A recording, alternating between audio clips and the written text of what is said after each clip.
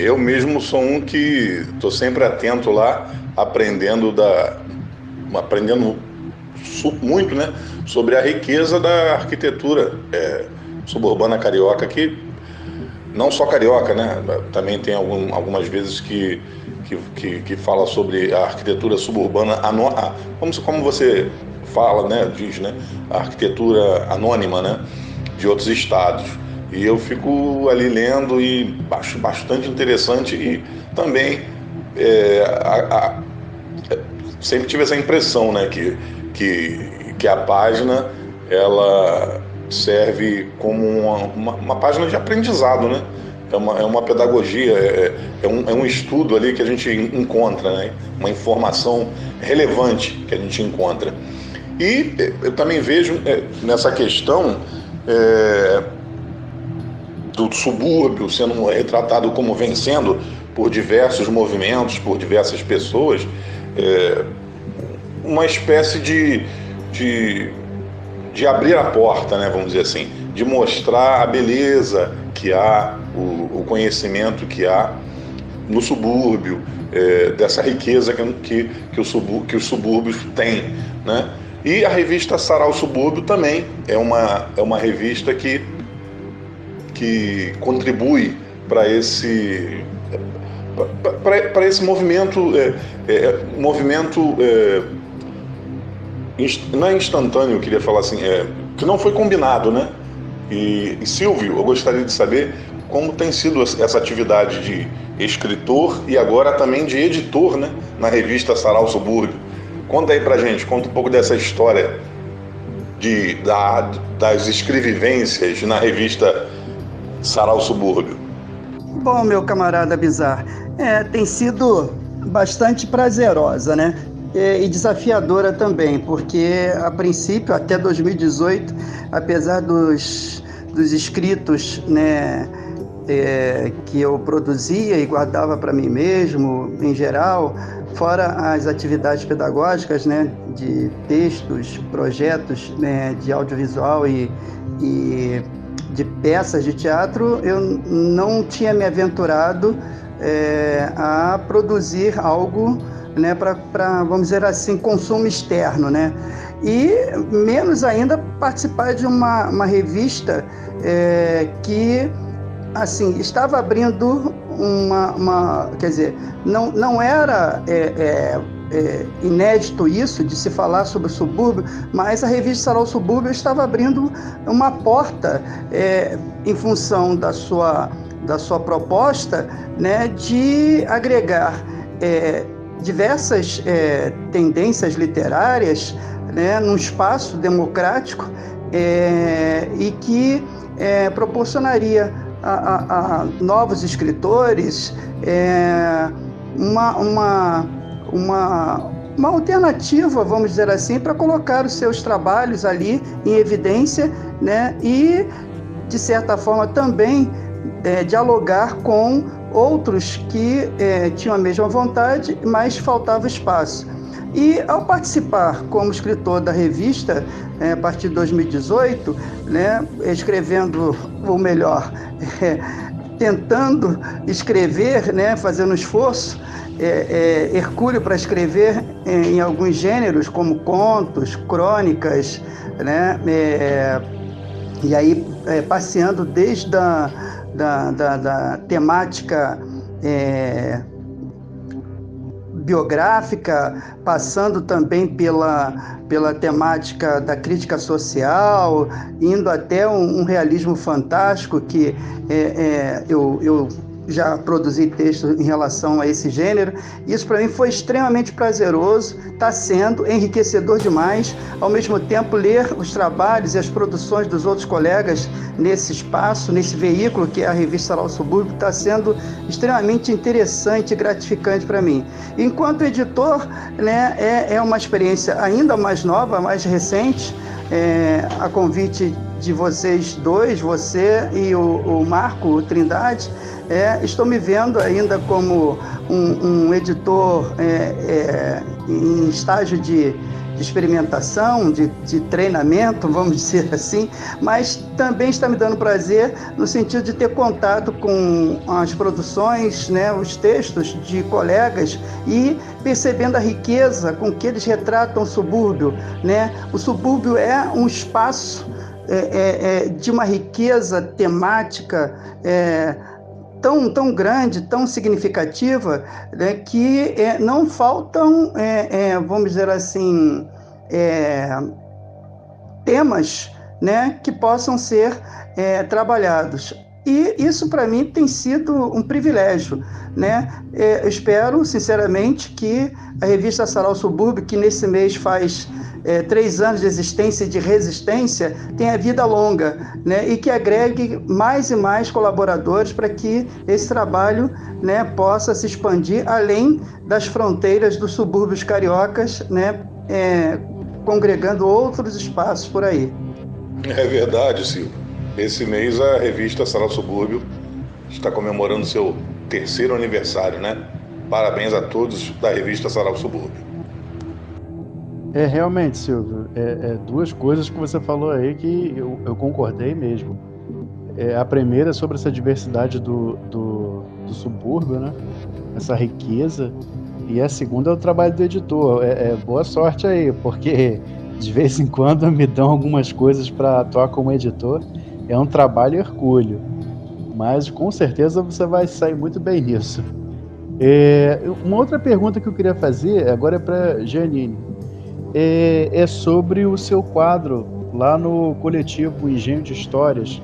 Eu queria que você falasse um pouco mais sobre ele para a gente. Então, logo que eu comecei a página, o perfil, né, o Impressões Suburbanas, o Felipe Migliani, ele me convidou para fazer umas postagens semanais lá sobre prédios, né, a arquitetura do Grande Meier. Aí nós começamos, ele enviava para mim as imagens e eu comentava, e foi muito bacana. Foi meu primeiro convite, assim, eu fui estreante com o Felipe. Agora, com a pandemia, né, em função do aumento das tarefas domésticas, eu não tive mais como manter a programação semanal com o Felipe. Aí nós demos uma parada, mas eu vou retomar o trabalho agora na página, no perfil Pelas Ruas do Andaraí, onde eu vou fazer com o Fábio Carvalho também comentários sobre a arquitetura anônima do Andaraí. Já recebi aqui algumas imagens, né? E eu vou comentá-las. Começamos em maio agora. Ah, cara, muito legal. Acontecendo por bairro, então. É assim, que você dê continuidade, que logo você esteja chegando lá na minha vizinhança em Anchieta, porque tem algumas construções lá que eu fico olhando assim e fico pensando, caramba, de onde é que veio essa ideia? Porque tem algumas bem pitorescas. Maravilha, Andaraí. Logo, quando falo do Andaraí, eu só lembro logo da música do Ney Lopes, do Ney Lopes, né? No tempo que Dom jogava no Andaraí. O Andaraí tem muita história. Show de bola, vamos acompanhar. Aí, assim, agora esse foi o final do primeiro bloco, pessoal. Vamos passar para o segundo já. Então, fiquem ligados aí, porque agora a gente tem aquelas 2 perguntas típicas da revista Suburgênese.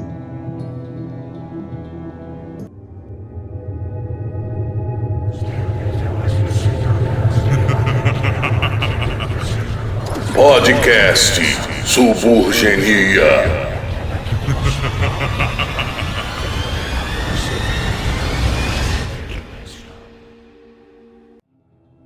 Então, pessoal, dando continuidade aqui, o nosso segundo bloco. E agora são 2 perguntas. Silvio, Janine, fiquem à vontade aí para ver quem é que vai responder primeiro. A primeira pergunta é: qual foi a coisa mais sinistra, bizarra ou assustadora que vocês viram ou ficaram sabendo que alguém contou, história de família, e que tenha acontecido no subúrbio do Rio de Janeiro ou na Baixada? Bom, eu vou passar a bola para Janine, né? E depois eu vou tentar lembrar de um fato pitoresco em relação a isso. Se for assustador, melhor ainda. Eu sou do tempo da loura do banheiro. Eu convivi com essa lenda urbana na minha fase de escola primária, lá na Mário Casasanta, lá em Magalhães Bastos. Essa bendita loura. O pessoal dizia que ela aparecia nos banheiros, as meninas começaram a ficar com medo de ir ao banheiro sozinhas, a gente ia ao banheiro em grupo, ficava imaginando como é que é essa loura. Uns diziam que ela tinha algodão no nariz, tinha sangue que saía pelo olho. Sei que foi uma comoção na escola, essa loura aí. Ainda recentemente eu vi até uma minissérie, uma série falando sobre essa loura, mas a loura que eu vi na minha escola era muito mais assustadora que a loura que apareceu na televisão um dia desses. E também tinha um menino que diziam que aparecia num laranjal lá, numa chácara perto de casa, falava: ai gente, reze por mim, um pobre de uma alminha penada lá. Eu ficava morrendo de medo de ver esse bendito garoto. Opa, histórias boas, hein? Talvez o garoto fosse irmão da loura do banheiro. A loura do banheiro, ela faz parte da infância de todo mundo, né? Não é só aquela outra loura que aparecia na televisão com os baixinhos. A loura do banheiro também tá aí na cabeça, no imaginário de todo mundo. É verdade, é mesmo. Também na escola primária em Nova Iguaçu contavam essa história também. E a gente ficava assustado mesmo. Tinha essa de não ficar assustado, não.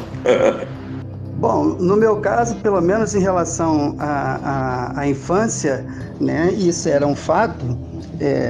Nós, moleques, né, sempre éramos extremamente criativos na possibilidade de assustar alguém. E aí eu estou ouvindo aí a história da loura do banheiro, que é uma coisa que ultrapassa a fronteira dos bairros, eu acredito que até das cidades, né?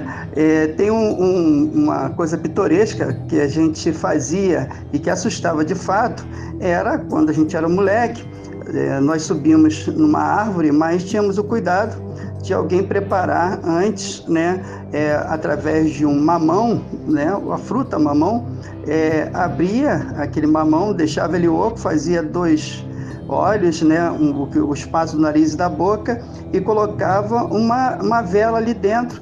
Aí amarrava essa cabeça do mamão, né, junto com a vela presa na parte interna dele, e botava em cima da árvore, geralmente uma árvore com uma folhagem bem densa. E aí quem olhava aquilo de distante, né, observando, ficava meio que curioso saber de onde estava vindo aquela luz que, presa a uma árvore, né, parecia uma caveira de longe.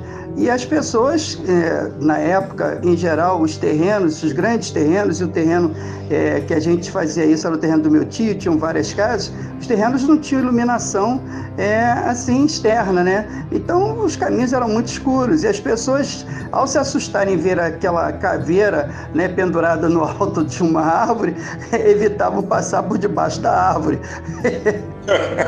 Então, na verdade, você e seus amigos produziam, né, os sustos, na verdade, né? Produziam o medo.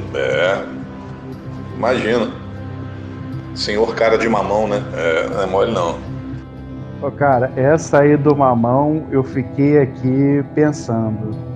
Não é difícil, não, que na semana que vem eu visite o Hortifruti para ver como é que tá o preço do mamão.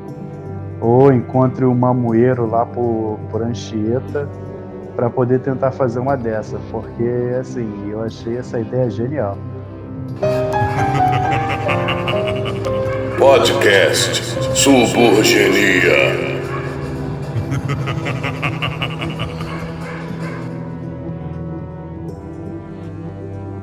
E agora a segunda pergunta é Silvio e Janine.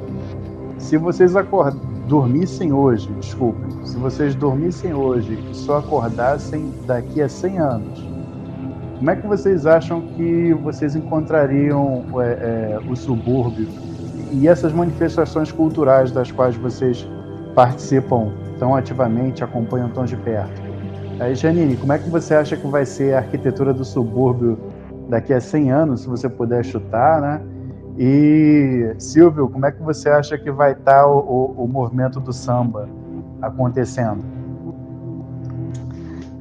De novo, cedo gentilmente o espaço para Janine começar a falar, porque certamente ela deve ter assim imaginado uma situação daqui a um século bastante insólita do ponto de vista arquitetônico, né?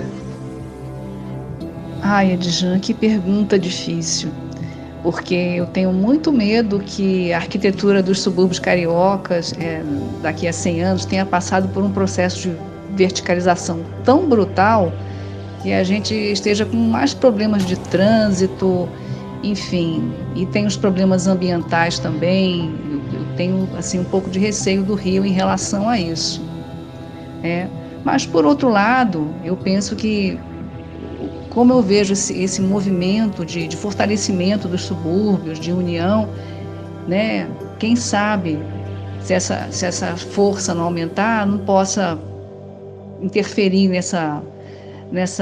nesse crescente movimento de verticalização e problemas ambientais que eu, infelizmente, vislumbro para os subúrbios e que eu espero estar errada. Eu vejo movimentos como aquele SOS Floresta do Camboatá ou o Parque Realengo Verde. Tem algumas pessoas que plantam árvores na Penha. Eu espero que tudo isso, e fora os movimentos culturais de teatro, de cinema, de artes plásticas, arquitetura anônima, que eu penso que estão todos interligados, né? Eu espero francamente que esses movimentos eles falem mais alto e que a arquitetura suburbana e o subúrbio como um todo, do ponto de vista cultural e ambiental, possam sair desse caminho brutal de problemas de ambientais que eu infelizmente vislumbro. Sim, verdade. Assim, a gente não pode só ficar torcendo para que essa força do subúrbio em algum momento aconteça, né? É bom saber que nós, cada um no seu quadrado, mas a gente está trabalhando por isso e ao mesmo tempo a gente está se juntando, criando essa rede, porque realmente essa rede tem que ser criada mesmo, porque é a nossa força, né? Como o Foucault já falava lá na Microfísica do Poder, são essas relações que a gente vai travando que vão fortalecer esse local, fortalecer essa cultura que a gente tem ali dentro e fazer com que a gente possa se proteger de alguns avanços que às vezes acabam acontecendo, né? Essa questão de verticalização, derrubar às vezes quarteirões inteiros e construir lá aqueles conjuntos habitacionais que são todos do mesmo jeito e você ir enfiando gente lá dentro. E coisas que a gente já viu acontecer em outras eras no Rio de Janeiro, e para evitar que isso aconteça também com esse espaço nesse momento, né? Frear esse avanço. É verdade. É o contrário do puxadinho, né? O espigão, né? E Silvio, você? Conta aí pra gente. Bom, cara, fica meio complicado para mim, do ponto de vista de professor de história e vendo essa realidade extremamente conturbada que a gente está vivenciando aí, né, de situações que se atropelam uma atrás da outra numa velocidade assim incrível. Eu tenho duas visões acerca de um subúrbio daqui a 100 anos, né? Uma assim meio pessimista, né?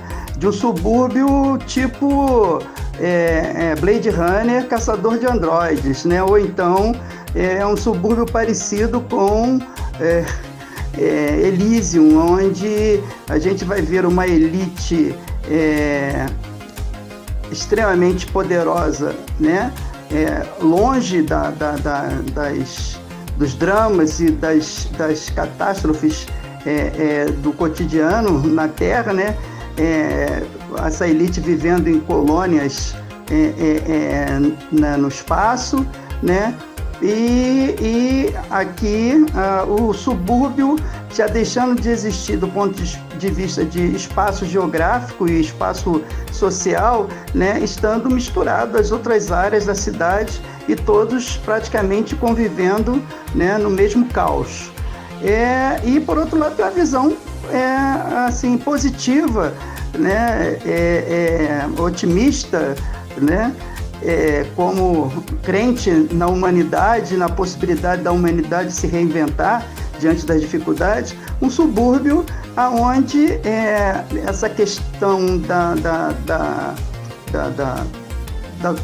da vida em si, do espaço de construção de uma vida socialmente mais justa, né, possa efetivamente existir. Aí eu concordo com a Janine, no sentido de os movimentos eles irem se consolidando, né, e caminhando para soluções que envolvam necessariamente a participação efetiva, né, de todos os espaços urbanos e dos grupamentos sociais na busca de soluções viáveis para uma cidade melhor, mais justa, onde todos sejam respeitados, né, tanto do ponto de vista do morar, quanto do ponto de vista de transitar e de viver de um modo geral, né? Mas 100 anos eu acho que é um espaço muito longo para a gente imaginar. Mas vamos lá, eu fico com essas duas visões aí.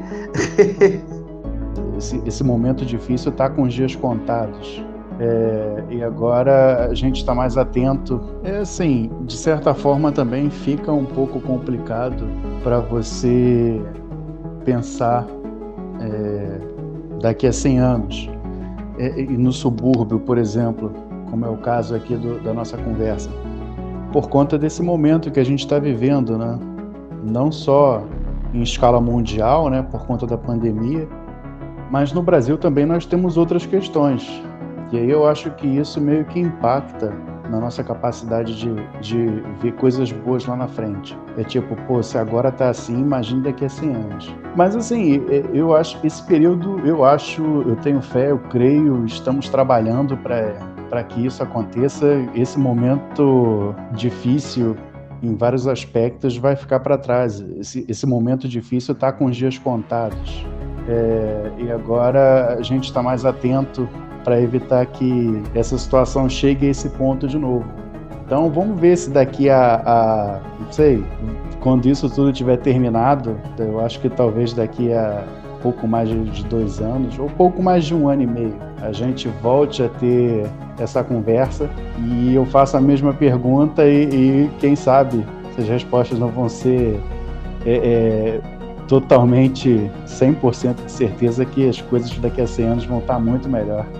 O negócio é esse mesmo, a gente está trabalhando para que essa união, essa identidade cultural, essa unidade no discurso e no que a gente acredita que é o espaço que o subúrbio deve ocupar, aconteça, né? Um local periférico geograficamente, mas não periférico nos outros sentidos. Não é uma coisa secundária, não é uma coisa menor. A gente está afastado do centro, mas nós temos os nossos centros também, né? Nossos centros de produção cultural, nossos centros artísticos. A gente está produzindo, a gente vai começar a consumir mais e o caminho é esse. E assim, eu acho que é uma pena que essa conversa tenha terminado.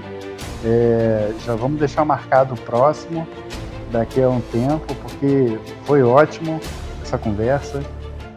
A gente sempre aprende bastante com vocês e eu agradeço mais uma vez por vocês estarem aqui, dedicando um tempo durante a semana para gravar esse programa com a gente. E pessoal, assim, só tenho a agradecer mesmo. Muito obrigado mesmo. Eu pensei a mesma coisa, Edjan. Achei também que as respostas foram muito influenciadas pelo momento atual, né? E também a certeza, né, que todos tiveram de que temos que nos unir para mudar esse quadro, né? Até mesmo no futuro. Temos que nos unir porque vai ser assim, né? Não tem outro jeito. Opa, valeu. Muito obrigado, Janine, muito obrigado, Silvio. Valeu, Edjan. Muito obrigado também por esse papo bem enriquecedor. Valeu, gratidão e sucesso. Boa noite. Também gostaria muito de agradecer a vocês esse momento tão gostoso, tão cheio de informações interessantes. Agradecer Marcelo, Edjan, um prazer aqui ter a companhia do Silvio. E só dizer que eu estou fazendo a segunda parte do conto A Guia, agora com a presença do Juca Rosa, que foi um pai de santo muito famoso na época do Império. Eu estou pesquisando a vida dele e vou colocar no conto. Muito obrigada, foi um prazer. Caramba, assim, quando esse conto tiver terminado, você avisa. Porque só de saber que a guia vai ter continuação, eu já fiquei aqui me coçando para ler a história. Bom, mais do que nunca quem agradece sou eu, entendeu? E assim, foi um prazer enorme estar aqui expondo algumas ideias, discutindo, né, dialogando com esse veículo que está aí cada vez mais atual e necessário, né, que é a comunicação mais imediata, mais rápida, né, através de podcasts e tantas outras formas, né, assim, digitais, eletrônicas de comunicação. Só agradecer o privilégio de ouvir a Janine, né, e suas falas tão interessantes, falando sobre arquitetura suburbana. Isso me despertou aqui, né, o interesse de querer saber mais, e agradecendo mais uma vez a Suburgenia pela assim, a ter aberto espaço para que eu pudesse expor algumas das minhas ideias, né? Lembrando sempre de agradecer o privilégio de trabalhar na revista Sarau Subúrbio, o meu companheiro Bizarro aí, e mais do que nunca agradecendo também o Edjan, né, por estar junto aí, criando e veiculando e objetivando novas formas de comunicação e de dialogar com a sociedade, né? Agradeço a todos. Queria falar, por exemplo, sobre os meus trabalhos de aula de campo na região da Pequena África, né, circuito da herança africana, né? Fica desde já aí uma menção a isso, né? Outro trabalho que eu desenvolvo com os alunos, mas também com outras pessoas, outros públicos, né? Com professores, inclusive, fazendo ali o circuito da Pequena África, na zona portuária. De um modo geral, agradecer mais uma vez a oportunidade de estar aqui, tá? Um abraço a todos, boa noite. Opa, Silvio, já fica o convite, tanto para você quanto para Janine, né? Fazemos uma segunda parte, porque a gente só está parando mesmo porque o podcast tem um tempo limitado, né? Mas ficamos interessados em saber a segunda parte do conto A Guia e também saber sobre as atividades na Pequena África, que inclusive é citada no conto A Guia. Pô, Silvio, já deixei anotado aqui. Depois eu vou querer saber mais sobre isso também. E mais pra frente a gente pensa em outro podcast, a gente faz alguma coisa temática. E assim, já fica um convite para os dois, para que vocês voltem mais vezes pra gente, porque assim, esgotar o assunto num podcast não tem como, né? Então já fica aqui o convite para vocês voltarem Assim que a gente tiver dado conta de organizar nossa programação toda. Tá vendo, Bizarro? Tudo tem sua relação. Não tem como fugir. Tá tudo interligado. É tudo um plano maior. É verdade, meu papai. Valeu aí. Boa noite a todos.